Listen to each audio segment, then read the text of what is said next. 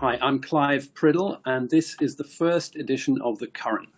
Current is a new venture for us at Hachette. We have decided to draw on the extraordinary treasury of wisdom and expertise and insight and even entertainment from our authors, who can show us a little bit more about events of the day at a time when we feel we really need it. The very first author is going to be Laura Spinney. She is a science writer. She's an expert in epidemiology. She's the author of Pale Rider. And I'm delighted that I'll be talking to her in just a second. I'm here with Laura Spinney. I'm delighted to introduce her. She's the author of Pale Rider. And the book has a great subtitle. It's The Spanish Flu of 1918 and How It Changed the World. And I thought we might delve into both parts of the subtitle, Laura, by way of actually thinking about what our current epidemic might do in the future going forward. So the Spanish flu, as you go to some lengths to point out, wasn't really Spanish at all. And there's a great debate at the moment when we're talking about the degree of ownership of COVID-19. How did the Spanish flu come to get its name? So it got its name for political reasons. And I think that's really interesting because I think every pandemic is political. It emerged in the last months of the First World War. And Spain was neutral in that war. But countries that were not neutral, for example, the United States, Britain and France, had the disease before Spain. But because they were at war, they kept that information out of their newspapers. They censored the press, supposedly so as not to lower the morale of their populations. And so they didn't mention it. But Spain, being neutral, reported the first cases in Madrid in the spring of 1918. And they included the King of Spain, Alfonso XIII. So he lent some visibility to the outbreak. And so it seemed to Spanish people, as to French, British, American and other people, that it was radiating out from Madrid, even though that wasn't the case. Do you think we are going to have an ongoing debate here about COVID-19 as the Chinese flu? I think we've nipped that one in the bud.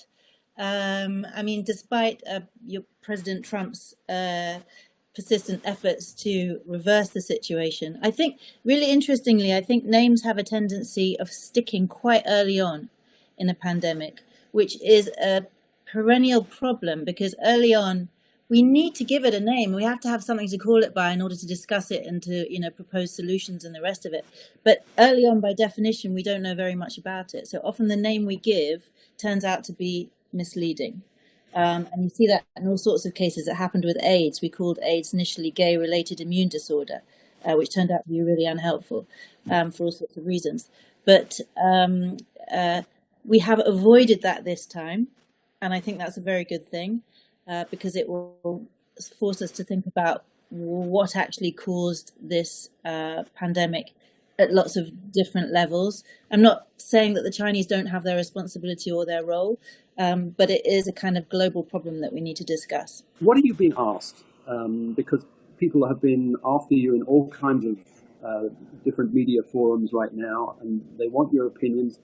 What kinds of questions are you being asked to compare the past with the present? Where are people's attention going this time out? What do they want to know? Where's their anxiety? So, I mean, the main question I keep being asked is what are the comparisons with 1918? And I think that's really interesting because it was, as far as we know, the worst, one of the worst, if not the worst pandemics in the history of humanity. And we've had a lot of pandemics and most of them were not that bad. So I think it's really interesting that people are reaching for the worst possible reference to compare this one to.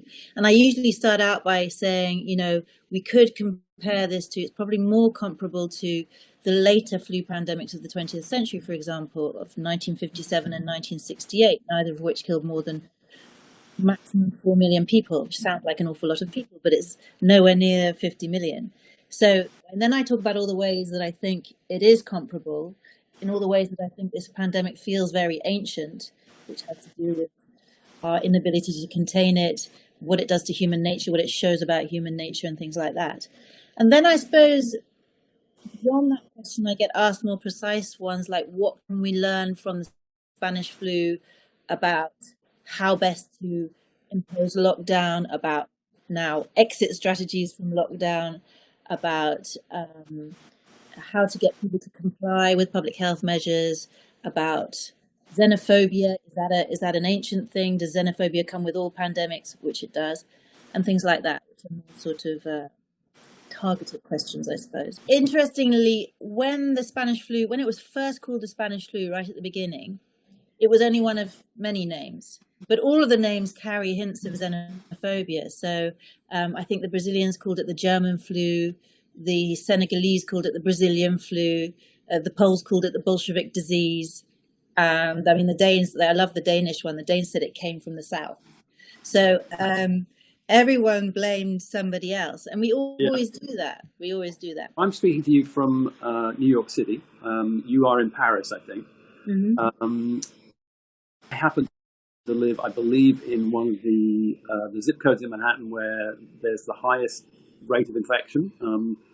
We have a very large Hispanic population in the neighborhood and a relatively poor population as well, with high density housing and the rest. How do our respective cities, how did New York and Paris cope with the flu in 1918? What comparisons are there locally for us? Actually, probably your city and my city were, it's interesting that we're both British, but we're talking from these other cities. But both our cities they were up there among the most advanced cities in the world in terms of public health at the time. But still, and both of them did pretty well, relatively speaking, in terms of imposing a public health rationale, if you like, regime, even though in both places doctors didn't really know what they were dealing with and were kind of acting blind. But, contagion is something we've lived with forever. And so we know how to slow it down, even if we don't understand what the microbe is that is causing it. The problem was that the world was at war, and both those countries were at war at the time. In New York, the problem was that it was the main point of embarkation for troops going to Europe. And in France, the problem was it was a country that was devastated by 4 years of war. So in both places, there were reasons why they couldn't put, measures in place effectively or for long enough.